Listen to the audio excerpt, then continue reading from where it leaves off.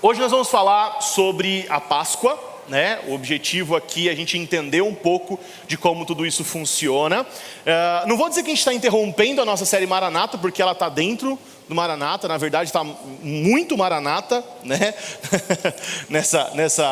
A Páscoa aponta muito para Maranata. Eu gosto muito da ideia dessa série, inclusive, quando a gente congregava lá com o pai do Douglas, lá na Família Debaixo da Graça, a gente tinha um curso sobre as alianças, e eu ministrei esse curso por muito tempo, então é um assunto que eu gosto muito de falar, gosto muito de explicar sobre esse assunto, e quando chegou a minha vez, falou, não vai falar desse assunto não, fala de Páscoa aí, não. Brincadeira. Tá tudo dentro, tá tudo interligado, né? Queria que você abrisse comigo a sua Bíblia em Êxodo, capítulo de número 13. A instituição da Páscoa. Na verdade, eu queria abrir em Êxodo 12. 12 e 13 vai falar sobre isso. Mas eu queria pegar um versículo como base, porque é muito extenso o texto, não vou ter tempo de falar sobre tudo aqui. E enquanto você abre, eu queria te dizer que eu estou aqui num momento assim de tensão, de fato. Geralmente eu sou bem tranquilo quando eu venho pregar, ministrar, principalmente para dar aula, que eu gosto mais até do que pregação. Mas hoje eu estou um pouquinho tenso aqui, porque eu sinto que Deus quer falar algo especial conosco, para a nossa igreja, para a nossa família, quer nos ensinar algo, quer ministrar aos nossos corações. Então eu queria que nada roubasse aquilo que vai acontecer aqui nesse lugar, não porque eu vou falar, mas porque eu acredito de verdade que Deus nos visitou. A mim, nessa madrugada, e a nós aqui, eu estava ali no fundo, ali enquanto estava na adoração, e eu estava chorando e orando e adorando, e eu falei, Deus, pelo amor do Senhor mesmo, né, pelo amor de Deus, porque senão eu não vou conseguir pregar. Eu respirei fundo, falei, deixa para o final, Senhor, deixa para o final. Então vai intercedendo para que no final essa glória venha sobre nós aqui, amém? Êxodo 12, no verso 26, eu estava observando as crianças, então eu resolvi pegar esse versículo. As crianças estavam aqui, né, no púlpito aqui e tal, e perguntando para mim mesmo, né, será que está certo essas crianças aqui no púlpito, né? Será que está acontecendo alguma coisa? Mas olha o que diz Êxodo 12, 26. Quando seus filhos perguntarem que rito é esse, respondam, é o sacrifício da Páscoa ao Senhor, que passou por cima da casa dos filhos de Israel no Egito, quando matou os egípcios e os livrou às nossas casas. Então faz todo sentido as crianças estarem aqui, porque é por ela que nós fazemos o que nós fazemos. É pelo fato das crianças estarem aqui que nós estamos ministrando mais uma vez a Páscoa, ensinando mais uma vez o que aconteceu, porque com mão forte o Senhor livrou o povo de Israel, livrou o povo da escravidão, e há um simbolismo muito grande dentro dessa estrutura de tudo que vai acontecer e para onde isso vai apontar. Tá certo? Então eu queria orar com vocês, queria que você fechasse seus olhos agora, se você puder, ou se concentrasse no que nós estamos fazendo aqui agora. Pai, em nome de Jesus nós oramos, nós acreditamos na Tua Palavra, nós acreditamos na instrução do Senhor para a Sua igreja, nós desejamos Te conhecer mais essa manhã, nós desejamos estar mais perto do Senhor, nós queremos que o Teu Espírito Santo esteja conosco nesse lugar, nos apontando para onde o Senhor está nos conduzindo. Pai, não deixa que nada roube o que vai acontecer nesse lugar. O Senhor já nos comunicou ao meu coração, a algumas pessoas proféticas dentro dessa casa, o que o Senhor faria aqui hoje. Então eu te peço que o Senhor faça realmente o que o Senhor prometeu e que nada roube o que vai acontecer neste lugar, em nome de Jesus. Amém. Gente, além de estar usando esse microfone chique aqui, que eu estou com medo de não dar certo, eu vou fazer mais uma coisa que eu estou com medo de não dar certo, que é desenhar. Põe na tela aí para nós aí. Hoje nós vamos falar sobre a Páscoa. Ao contrário do nosso amigo que é designer, né? Eu não tenho design nenhum na minha vida, mas foi uma boa Páscoa, não foi? Começamos bem, né? Uma boa Páscoa. Então, gente, a Páscoa, ela vai nos apontar para algo, né? Eu acabei de ler aqui o versículo de Êxodo. Se você não sabe o contexto, é mais ou menos assim. O povo de Israel, né, os filhos de Abraão, Abraão, Isaac e Jacó gera 12 filhos, dentre eles José é mandado para o Egito, depois governa sobre o Egito, o povo de Israel se muda para lá, fica por muitos anos lá, mas um dos faraós, dos governadores do Egito, decide prender o povo, escravizar o povo, e o povo se torna escravo por mais de 400 anos naquele lugar. ok? Esse é o contexto onde está acontecendo a Páscoa. Então, Deus levanta um libertador para libertar o povo da escravidão, ok? Então, o que de fato significa Páscoa, né? A Páscoa, ela significa você sair de uma situação de escravidão para liberdade.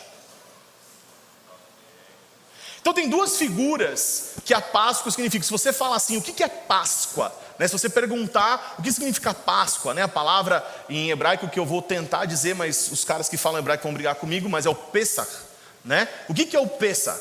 Ele significa passagem. Então tem dois significados muito importantes que nós precisamos saber que a Páscoa simboliza para nós. É a passagem da escravidão para a liberdade, ou seja, o povo era escravo do pecado, era escravo dos egípcios, mas apontando para nós, escravos do pecado, e aí o povo foi livre, foi em direção à terra prometida. Mas tem um outro significado de passagem, que é passar de um lugar para outro, como se você pulasse um lugar, porque o anjo que traria condenação a todos os primogênitos pulou um lugar, o lugar onde estava o povo de Deus. Ok? Então tem esses dois significados. Óbvio que eu já, durante a minha fala, estraguei a minha surpresa. Eu ia apontar isso para Jesus. Já falei do pecado, mas eu vou repetir para vocês agora que isso está apontando para o que nós vivemos com Jesus. Porque nós somos escravos do pecado, ou nós éramos escravos do pecado, estávamos condenados a essa escravidão para sempre. Mas, assim como nesse dia de Páscoa,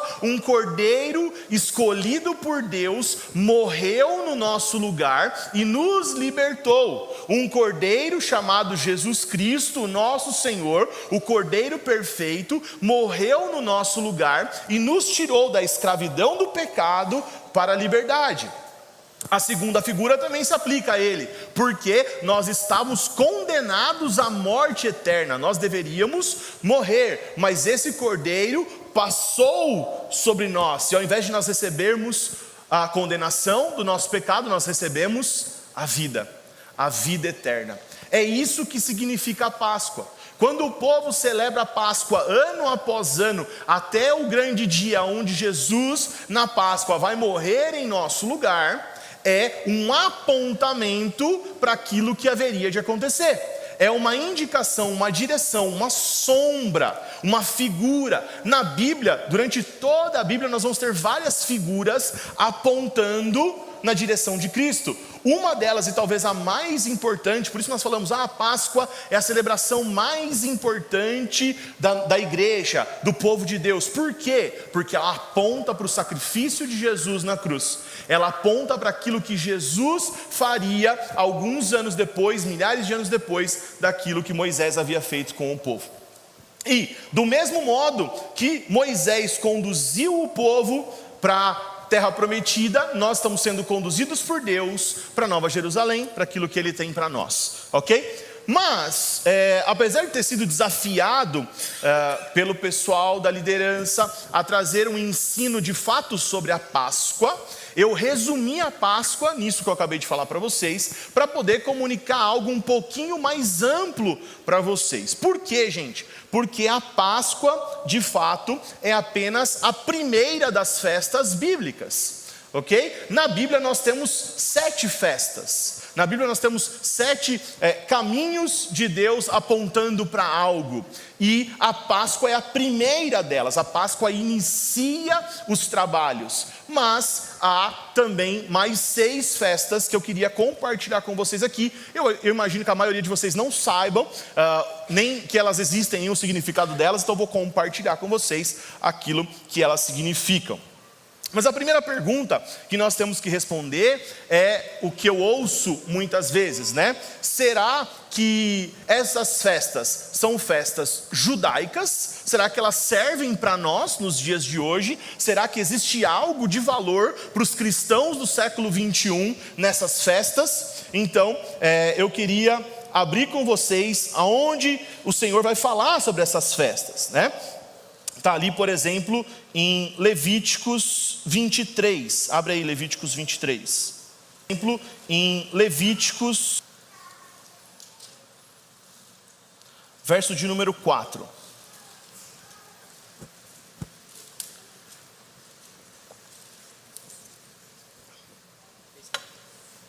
Levítico 23, 4.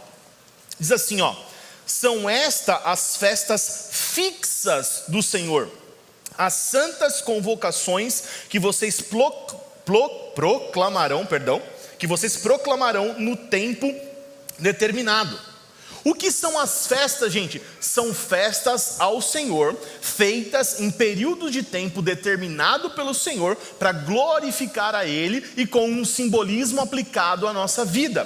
Essas festas são festas judaicas ou ao Senhor? A Bíblia está dizendo que é ao Senhor, ok? Mas tem alguns momentos que ela vai dizer que são festas judaicas. Por exemplo, João capítulo de número 7 vai dizer que são festas judaicas. Outros versículos também. Quando a Bíblia diz que são festas judaicas, são as mesmas festas, só que o povo está fazendo com o coração corrompido, estão fazendo para eles mesmos, é apenas religião.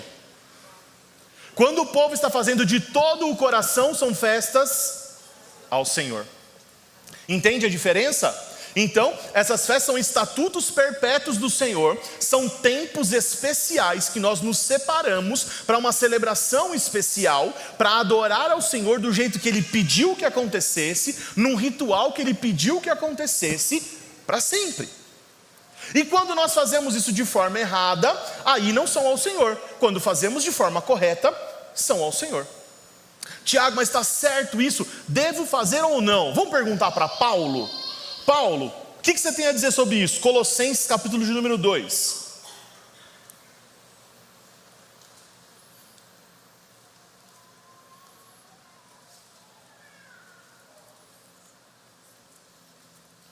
Colossenses 2, Paulo vai dizer sobre isso. Vamos começar no verso 11, Colossenses 2, 11.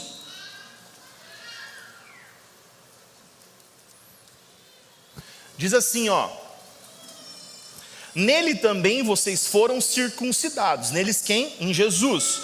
Não com uma circuncisão feita por mãos humanas, mas pela remoção do corpo da carne, que é a circuncisão de Cristo. Ou seja, nós não precisamos ser circuncidados para fazer parte da família de Deus, porque o próprio Cristo já fez isso por nós. Nós fomos inseridos na família de Deus por meio de Jesus Cristo. Verso 16.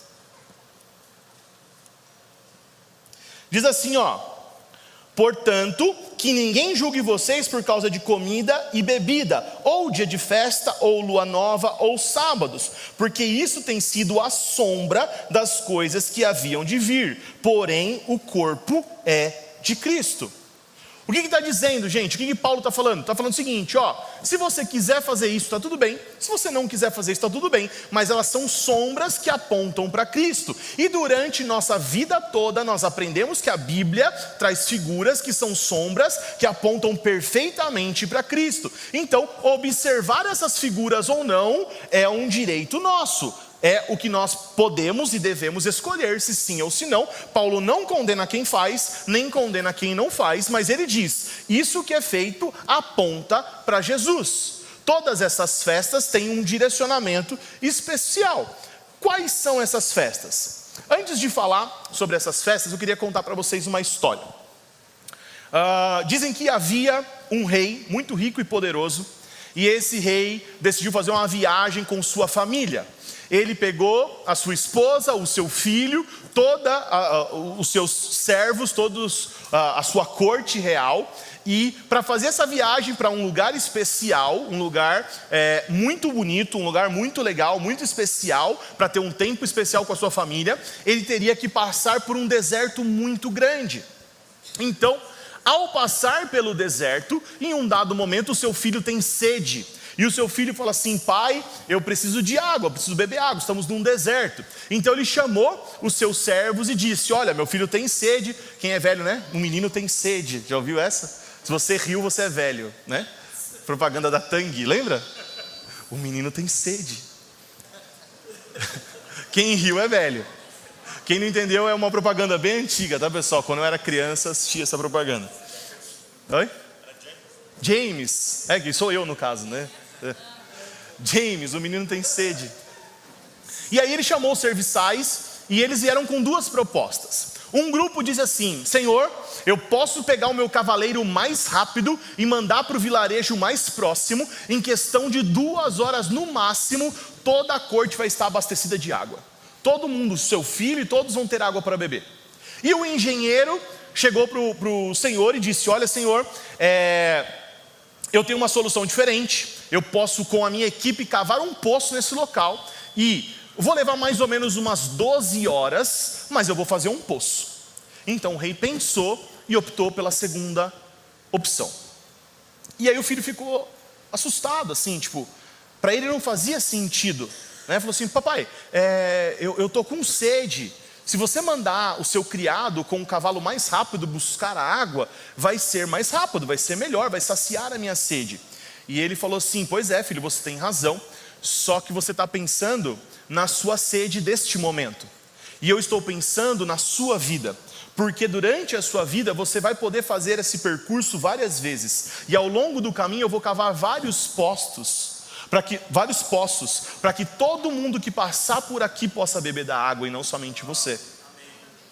Ele falou: papai, você tem razão, isso é muito bom, só que nós estamos num deserto, e conforme a gente caminhar pelo deserto, conforme os anos passarem, os dias passarem, os poços automaticamente vão ser entulhados. O vento, a areia do deserto vai encobrir os poços. Ele falou: você disse bem mais uma vez, meu filho, por isso os meus engenheiros estão desenhando um mapa para localizar exatamente cada poço. E quem tiver o mapa na mão vai poder cavar no lugar certo e não vai precisar se esforçar para fazer o poço. A água vai estar disponível. Esse poço, gente, esta água que nós podemos beber, são as festas que apontam para o Senhor. A nossa vida é esse deserto.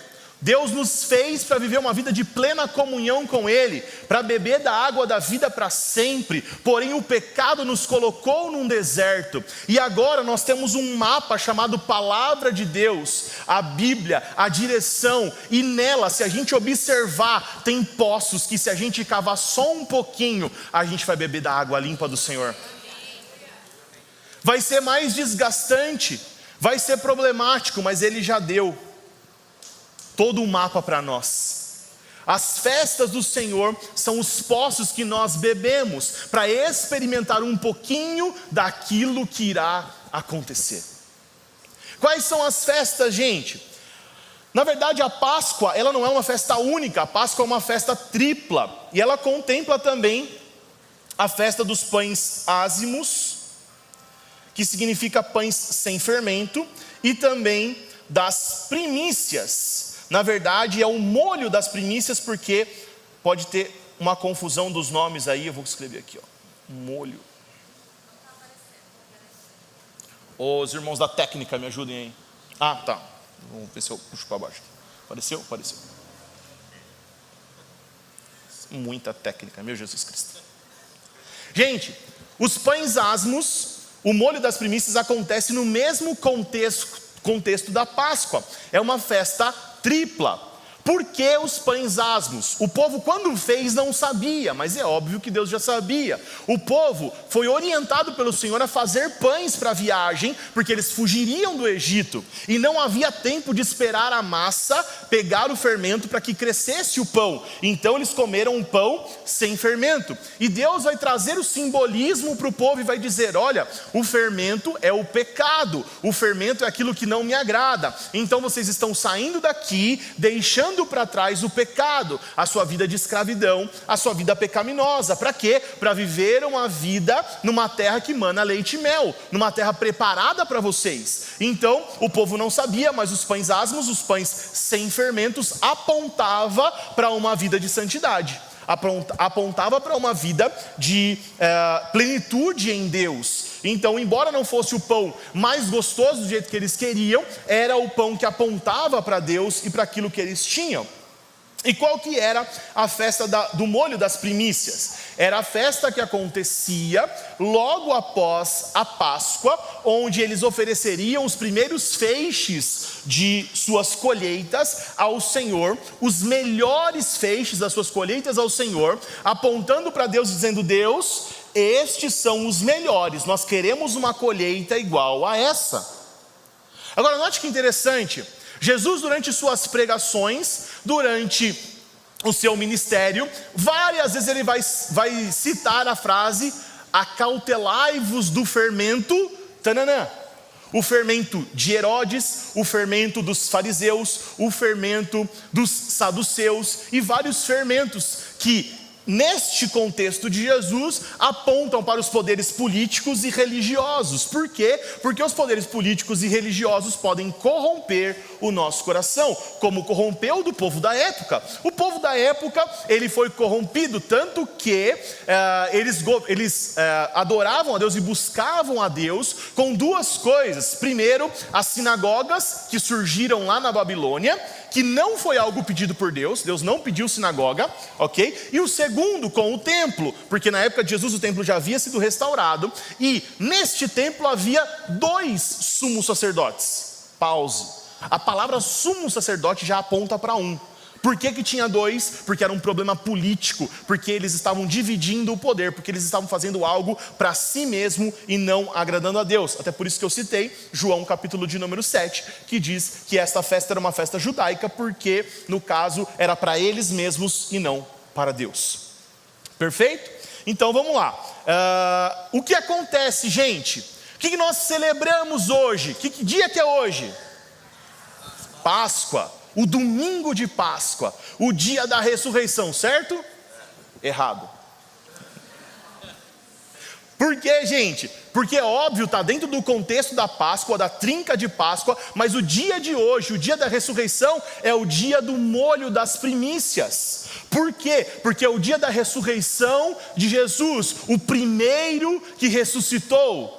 O primogênito dentre os mortos. Por quê? Porque ele é oferecido para Deus como aquele a qual a gente deseja ser igual. Assim como o povo de Israel pegava a sua colheita e dizia: olha Deus, nós queremos isso. Jesus foi a primeira colheita apontada para Cristo, dizendo: olha, nós queremos isso. Você consegue entender o que Jesus fez por nós? Que não é simplesmente o cordeiro que morreu na Páscoa, porque ele foi o cordeiro que morreu na Páscoa, mas ele não ressuscitou em Páscoa, ele ressuscitou no molho das primícias. Por quê? Ele é o primogênito dos seus irmãos. Entende como muda tudo se a gente conhecer o contexto? Nós não estamos aqui comemorando a ressurreição da Páscoa, porque a Páscoa não tem ressurreição. A Páscoa é a morte, a libertação da escravidão e a passagem para uma próxima vida, que é a vida com Jesus, o nascer de novo com Deus. E como que é esse nascer de novo? Molho das primícias, apontando para Jesus e dizendo: queremos ser igual. Agora, olha que interessante, a história não para por aí. Por quê? Porque o povo de Israel é apontado para mais uma festa, que é a festa Pentecostes. Nome famoso para nós, Pentecostes. O nome hebraico é Shavuot, porque Pentecostes é a palavra grega, ok? Que significa os 50 dias. Então o que acontecia, gente? Depois desse dia da colheita, onde era oferecido a primícia, o molho das primícias, 50 dias depois, Deus fez algo com o povo de Israel. Deus entregou para Israel a lei. No dia de Pentecostes, o povo recebeu a lei do Senhor. Na verdade, ele recebeu a revelação da lei do Senhor, porque de fato ela já habitava nos corações. Se você analisar um pouco os personagens anteriores à lei, eles vão fazer coisas que já estavam na lei. Por exemplo, quando Noé vai separar os animais, Deus fala: olha, separe os animais puros dos impuros. A instrução só vai vir em Êxodo, muitos anos depois. Como que ele sabia? De alguma maneira Deus comunicava a sua lei para o seu povo. Eram os animais puros e impuros para comer? Sim ou não? Está com medo agora, né? Ficou na pegadinha da Páscoa, né? Era ou não? Sim, não, eles não comiam. Eles só... Eu ia pegar de novo, né? Por isso que vocês não responderam, né?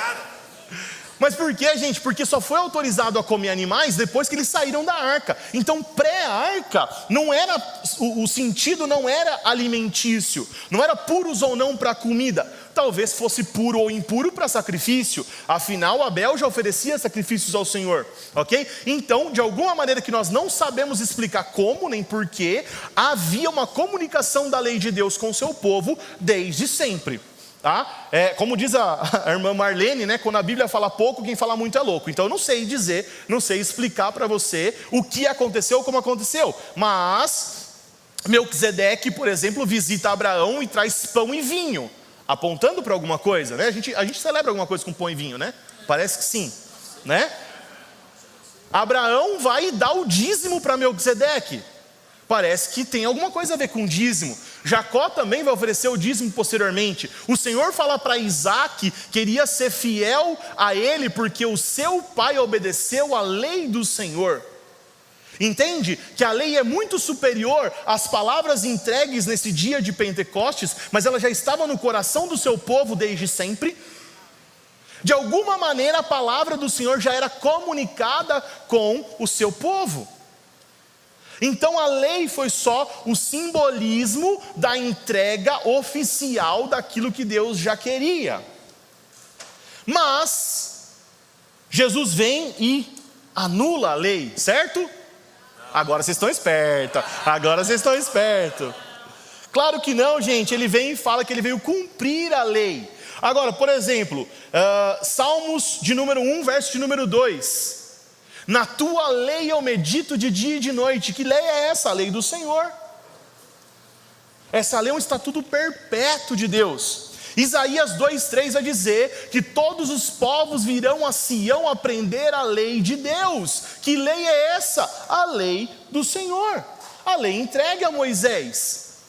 Entende? Então, a lei não foi anulada. Jesus diz, eu não vim para anular a lei, mas para cumprir a lei. Agora, a lei, ela é uma estrutura que Paulo vai chamar de aio ou de tutor, que vai nos direcionar à vontade de Deus. E eu gosto de usar uma figura que é como se a lei fosse um bolo. O famoso pão de ló. Perfeito, não tá? A hora que eu bati o olho, falei, é o bolo, pão de ló. Gente, o que é esse bolo, gente? É a estrutura necessária. Dá para comer esse bolo, sim ou não? Não tem pegadinha. Dá para comer o bolo ou não? Dá. Você come pão de ló, quando sua mãe faz, quando sua avó faz? Come? Sim, eu também. Mas como que fica melhor? Com recheio. Por isso que no dia de Pentecostes aconteceu algo. Por isso que 50 dias após a ressurreição do molho das primícias, ao invés de ser entregue a lei, que já havia sido entregue, foi entregue a cobertura para essa lei. O recheio. O Espírito Santo. Por quê, gente? Porque nós achamos que o Espírito anula a lei, mas eles nunca tiveram em conflito. Eles são o mesmo bolo, só que agora é mais gostoso. Quem está me entendendo aqui? Conversa de gordo.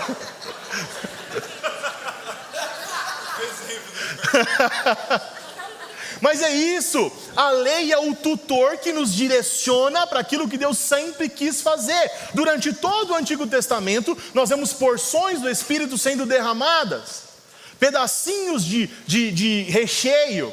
Agora, se a gente começar o recheio, dá dor de barriga.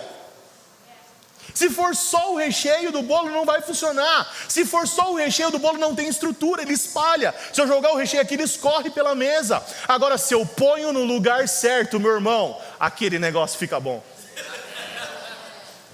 Entende? Nós não estamos em conflito. A lei não conflita com o Espírito. Eles fazem parte de uma só coisa. Nós precisamos entender que nós estamos unindo lei e o Espírito. Sabe, é muito legal quando as pessoas falam, por exemplo, da nossa casa, da nossa família, que nós conseguimos combinar uma boa palavra, uma boa doutrina com a presença do Espírito Santo. Porque durante muitos anos a igreja passou olhando só para um lado ou só para o outro. Mas como nós temos essa tendência aqui que você está vendo na minha pessoa, nós vamos juntar e fazer um negócio mais gostoso. Nós cremos que essa é a vontade de Deus. Nós cremos que a lei e o Espírito andam juntas. Nós cremos que o poder da palavra de Deus nunca esteve distante do poder do Espírito de Deus. Nós precisamos viver isso, igreja. Nós precisamos entender quem nós somos nessa história, o que nós estamos fazendo. Nós precisamos entender que as festas do Senhor apontam para a vontade dEle para as nossas vidas. Amém? Você crê assim? Glória a Deus. Eu acho que eu desenhei muito grande, que eu não vou conseguir fazer do jeito que eu queria aqui, mas eu vou tentar. Ops. Depois eu volto ele no tamanho original, tá? Tá certo, gente. Quais são as festas que existem após essa? Mais uma trinca, ok? Você tem a trinca da Páscoa, com a Páscoa, os pães asmos e o molho das primícias. Tem o Pentecostes no meio. O que nós continuamos aqui celebrando ao Senhor? A outra festa, nesta ordem, é a festa das trombetas. Festa das trombetas. Gente, quando toca uma trombeta, está sendo feito um anúncio, ok? Então as trombetas, elas anunciam algo. Quando toca a trombeta e o rei vai chegar, qual que é a nossa postura? Se curvar diante do rei, entende? Então as trombetas é o anúncio para a nossa submissão.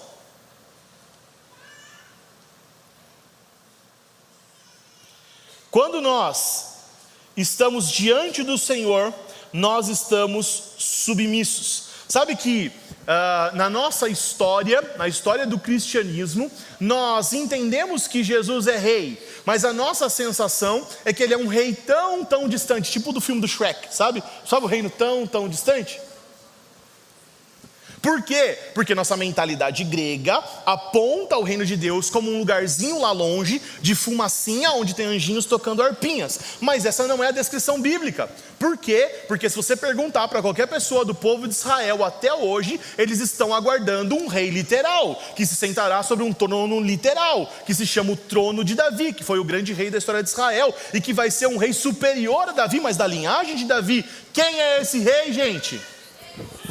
Jesus, Ele é o nosso rei. Nós precisamos entender a importância disso, porque Ele não é um rei que vem na fumacinha para reinar sobre todas as coisas, não. Ele é um rei que vai reinar sobre todas as nações.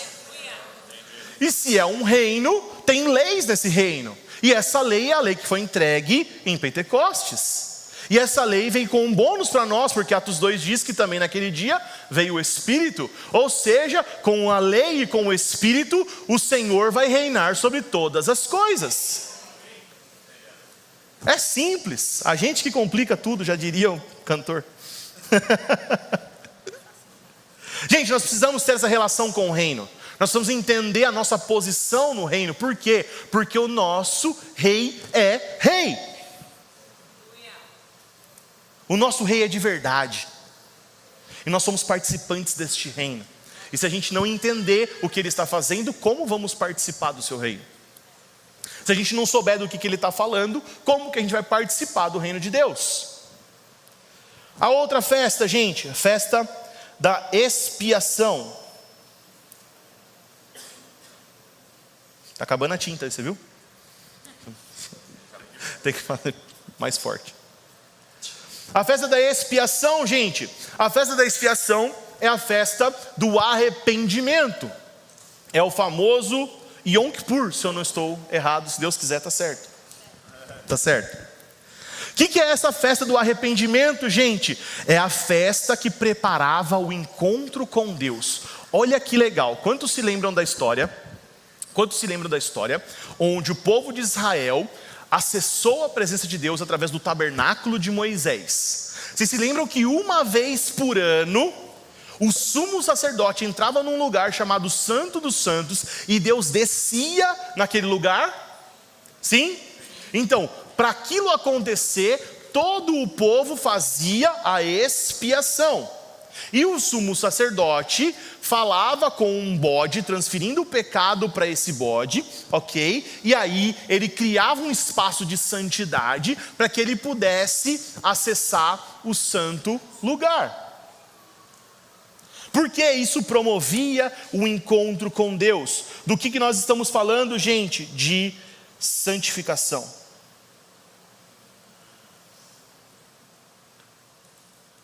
A palavra de Deus diz que sem santificação ninguém verá o Senhor. Agora ninguém vai falar mais nada, que eu estou fazendo pegadinha, não, agora foi. Sem santificação ninguém verá a Deus. Ou seja, essa santificação é feita para que nós pudéssemos acessar a presença de Deus. Isso está apontando para algo, para um encontro. Um encontro com Deus. Mas aqui eu preciso fazer um pause. É o cordeiro ou é o bode? É a Páscoa que faz isso aí que nós estamos falando? Ou é a festa da expiação? E agora? Não sei, vamos ter que perguntar para alguém. Não, brincadeira, vou falar para vocês. O que acontece, gente, é que Cristo, Ele é as duas coisas. Eu gosto de uma figura, e vai exemplificar para vocês o que está acontecendo aqui. Quando nós falamos de Páscoa, nós falamos de um arrependimento pessoal, de algo familiar. Quando o povo foi celebrar a Páscoa, ele celebrava onde? Na sua casa. Aonde foi feita a Páscoa? Foi na árvore? Aonde foi feita a Páscoa? Na casa. Se a família fosse pequena, fazia o quê? Juntava, chamava os vizinhos. Era uma celebração caseira, ok? Que apontava para a libertação. E essa celebração aqui, com o bode, gente, era uma celebração coletiva. Era uma reunião de todo o povo ao redor. Ou seja, a Páscoa é individual, a expiação é coletiva. Olha só, por que a gente reúne nos DNAs das nossas casas e depois os domingos aqui na nossa igreja? Parece que nós estamos fazendo algo parecido com o que o povo de Deus fazia. Nós comemos o cordeiro na nossa casa, mas nós vamos celebrar a expiação coletivamente. Por quê? Porque Deus é isso em nós, a expressão individual e coletiva, o nosso vertical e o nosso horizontal, e forma a cruz de Cristo. Ele é as duas coisas, Ele está no nosso meio, Ele faz tanto a santificação através da Páscoa, sendo o cordeiro perfeito para morrer pelos nossos pecados, e Ele também é a expiação, que de tempos em tempos o povo fazia, no caso uma vez por ano, para que pudesse acessar a presença de Deus. Tranquilo? Podemos continuar? Vou te dar um exemplo disso, para você não esquecer nunca mais. Quando Jesus fez o seu ministério, uma das coisas importantes que ele teve que fazer foi se batizar, sim ou não? Sim, Jesus se batizou. Jesus batizou os seus discípulos também. Na última ceia, quando foi celebrar a Páscoa, ele falou para os seus discípulos que ele precisava fazer o quê? Lavar os pés, certo? Beleza, Pedro chegou para ele e falou assim, não vai lavar, não vai lavar, não vai lavar. Aí Jesus falou, vou lavar. Aí Pedro falou, então me lava inteiro. E Jesus falou, não precisa. Entende?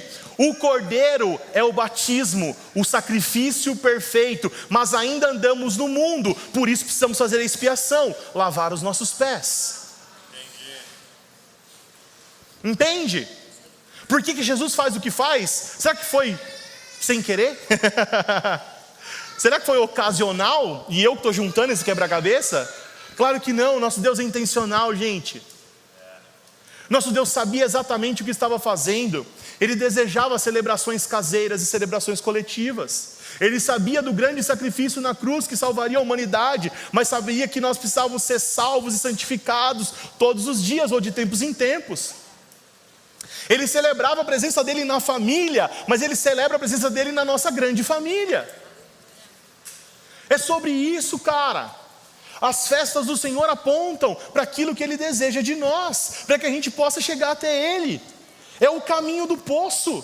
A água está lá, nós precisamos cavar. Só que parece que a gente ficou preguiçoso. Parece que a gente está querendo pedir para o nosso servo ir lá buscar água de alguém. Nós precisamos pensar nessa manhã. Qual que é a última festa, gente? Tabernáculos. Festa de tabernáculos, gente. Festa de tabernáculos, ela celebra diversas coisas.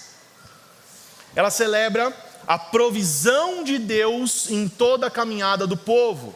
Não sei se você se lembra da história, mas o povo passou 40 anos no deserto, num caminho que seria de 4 meses mais ou menos. Até a data entre uma festa e outra, que deveria ser essa, 4 meses entre essas festas. Por quê? Porque era o período que Deus determinou. Mas por causa do pecado do povo, o povo andou 40 anos no deserto. O que aconteceu nesses 40 anos, gente? Eles moraram em tendas, tabernáculos, cabanas. E por que eles celebram isso? Para se lembrar que nesse momento o Senhor os sustentou. Que mesmo em meio ao deserto, uma nuvem cobria eles durante o dia, porque o sol era escaldante, mas o Senhor guardava eles. De noite, o frio era de 0 graus, mas uma coluna de fogo esquentava eles. No deserto não tem comida, mas chovia pão do céu, não literalmente desse jeito. Mas o maná caía e todos os dias eles se alimentavam. E se eles precisassem de água, a minha sensação é de que a rocha acompanhava eles por todo o caminho. A água da vida estava ali. O próprio Senhor acompanhava eles como a rocha, para deixar eles sem sede. Toda a provisão está preparada. Tabernáculo significa Deus está nos sustentando no deserto. A roupa não estragava, o calçado não estragava. Foram 40 anos, gente. Não tinha Renner no deserto. Não tinha C&A. Não tinha uma outra loja. Não sou bom disso. Deixa pra Thaís, quando a Thaís for pregar, ela fala várias. Por que, gente?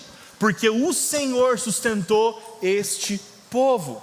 Então eles se lembram disso em tabernáculos. E olha que interessante, abre sua Bíblia em João, capítulo de número 1, verso de número 14.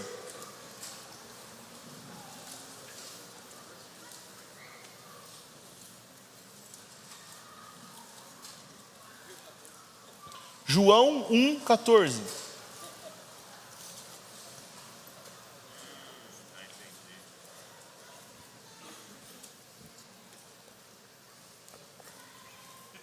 Diz assim, ó: e o verbo se fez carne e habitou entre nós, cheio de graça e de verdade, e o vimos a sua glória, glória como do unigênito do Pai. Maravilhoso, mas não significa nada, né? Por quê, gente? Porque nós não temos uma palavra no português para expressar aquilo que o versículo está expressando. Porque a palavra habitou, no seu original, se fosse traduzida para uma palavra, se a gente fosse inventar uma palavra para ela, seria tabernaculou. Ou seja, Jesus é o tabernáculo, o lugar da habitação do nosso Deus. Ele é o cordeiro, o sacrifício, Ele é o tabernáculo, Ele é tudo. Ele é tudo que nós precisamos. Ele é o milagre que nós precisamos nesse deserto chamado vida, até o grande dia em que nos encontraremos com Ele. Está tudo aqui, gente. Está tudo desenhado. E está tudo apontando para algo. Para quê? Apocalipse 21, 3.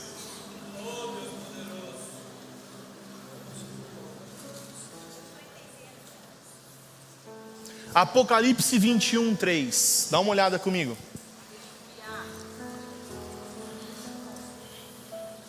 Diz assim, ó: então ouvi uma voz forte que vinha do trono e dizia: eis o tabernáculo de Deus com os seres humanos. Deus habitará com eles. Eles serão o povo de Deus, e Deus mesmo estará com eles e será o Deus deles. Essa é a nossa história. É a história das nossas vidas. É o caminho que nós trilhamos como cristão até o grande dia, para que Ele seja tudo em todos. Cara, quem está me entendendo? É uma coisa só, apontando para Ele. É a bênção dEle nos dando água no meio da nossa vida, que é um deserto. Mas é uma água que é cíclica, é um caminho que nós passamos até a gente encontrar com a água da vida, até a gente receber dEle tudo que Ele prometeu, até a gente encontrar com Ele para sempre e sempre e sempre.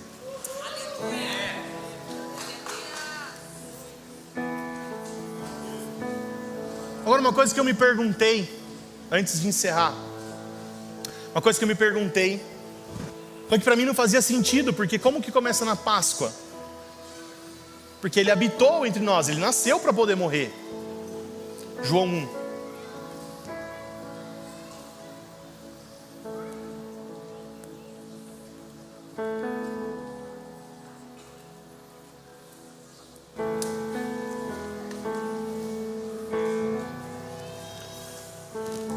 No princípio era o Verbo, e o Verbo estava com Deus, e o Verbo era Deus. Ele estava no princípio com Deus, e todas as coisas foram feitas por Ele, e sem Ele nada do que foi feito se fez.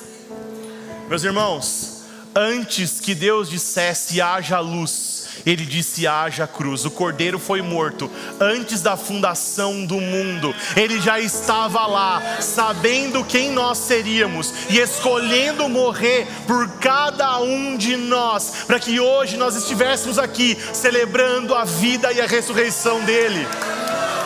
É nesse Deus que eu acredito. Nós cremos nesse Deus.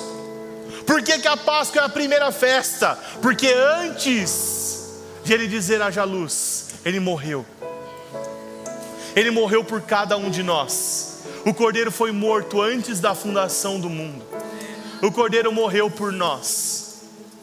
E é por isso que nós estamos aqui.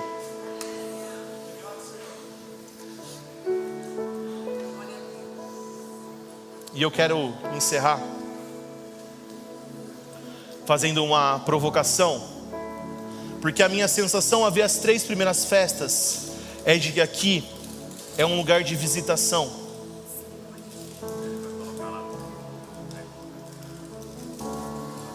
É um lugar de visitação.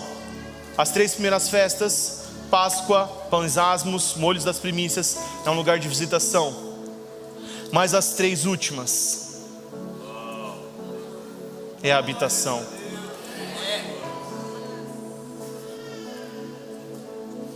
Durante essa noite, enquanto estava orando, o Senhor me disse que muitos que estão aqui hoje estão aqui por causa da fé dos seus pais.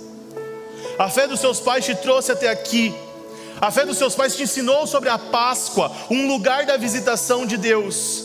Mas o que Deus deseja é ser o tabernáculo, a habitação.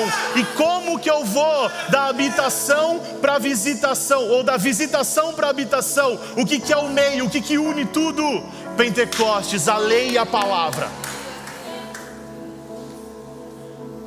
Eu sei que o coração de alguns aqui está queimando, porque um dia esse Deus foi o Deus dos seus pais, mas hoje Ele quer ser o seu Deus.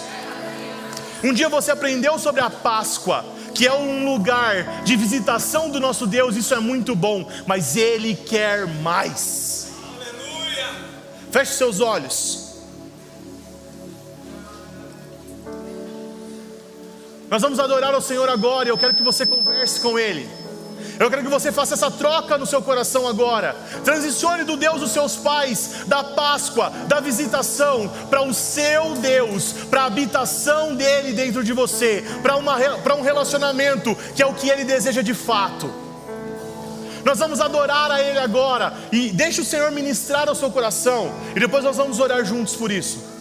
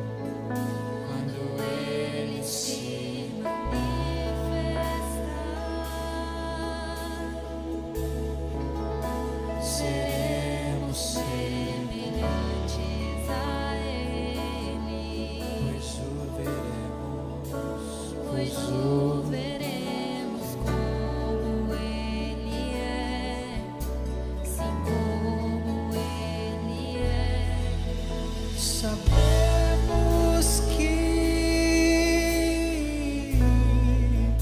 quando Ele se manifestar,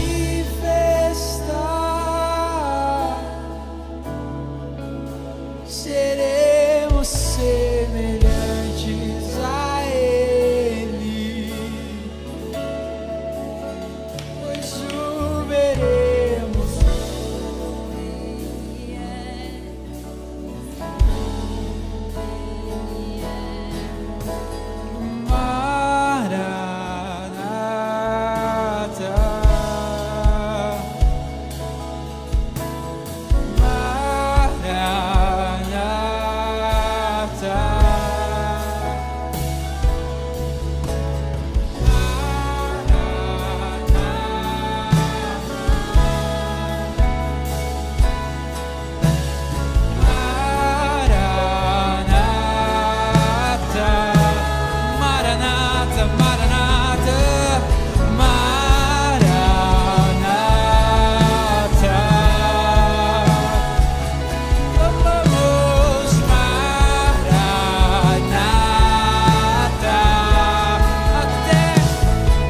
Que não haja mais dia, até que não haja mais noite, até que todo olho veja, até que todo joelho se dobre.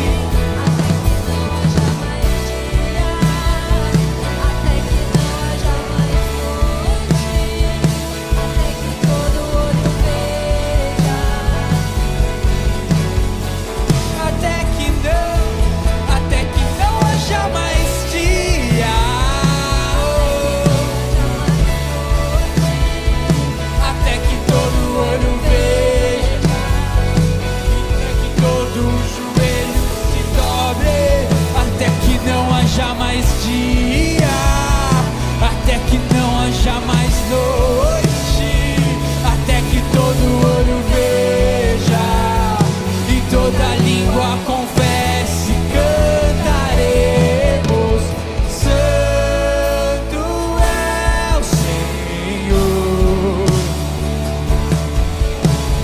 Ele virá, reinará para sempre. Santo é o Senhor. Ele virá, reinará para sempre. Santo é, Santo é.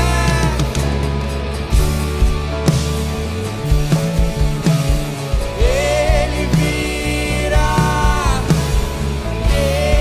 reinará para sempre. Santo é, Santo é.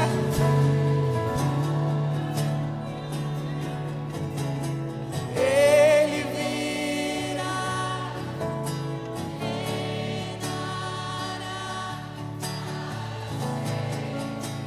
Santo é, Santo.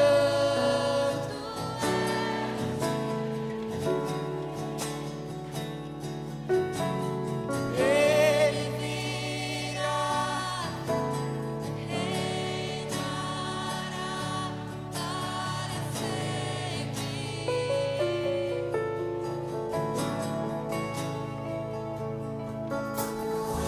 Pai, nós oramos agora, Senhor, por cada um que recebeu a sua revelação agora, Pai. Para aqueles que estão transicionando da fé dos seus pais para a sua fé pessoal. Para aqueles que entenderam o sacrifício do Cordeiro, mas que entenderam a santificação de todos os dias até o grande dia.